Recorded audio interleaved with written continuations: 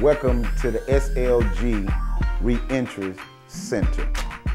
What that means is my name, Sean L. Griggs. And what that means is still living good. So you can still live good after your incarceration. But it's going to take one thing. It's going to take the power of God to get you to where you're supposed to be.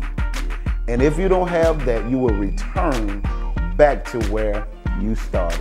The key to success is the key to what you had to make it while you was incarcerated. And that was the power of God. That was the only thing that you needed, because that's all you had. That was the only thing that you had when you was in the inside, and that was God. So the only thing you're gonna take when you leave from here is you're gonna take God, because that's the only way you're gonna be able to survive in society. Because you have so many trials and tribulations gonna come your way.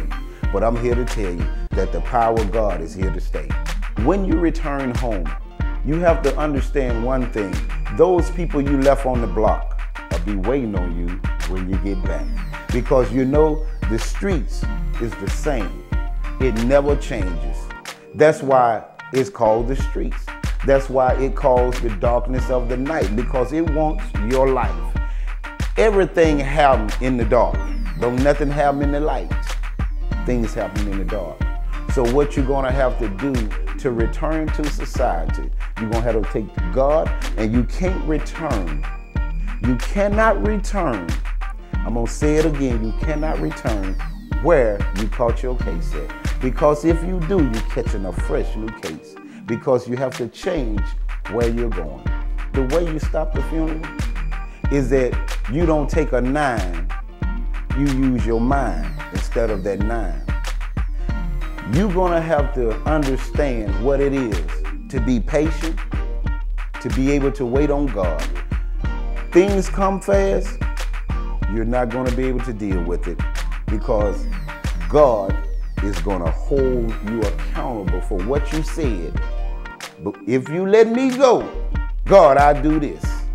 A promise to God you don't wanna break.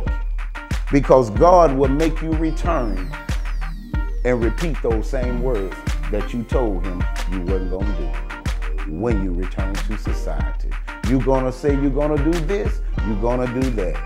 But I want you to make up your mind before you do, to know the real truth.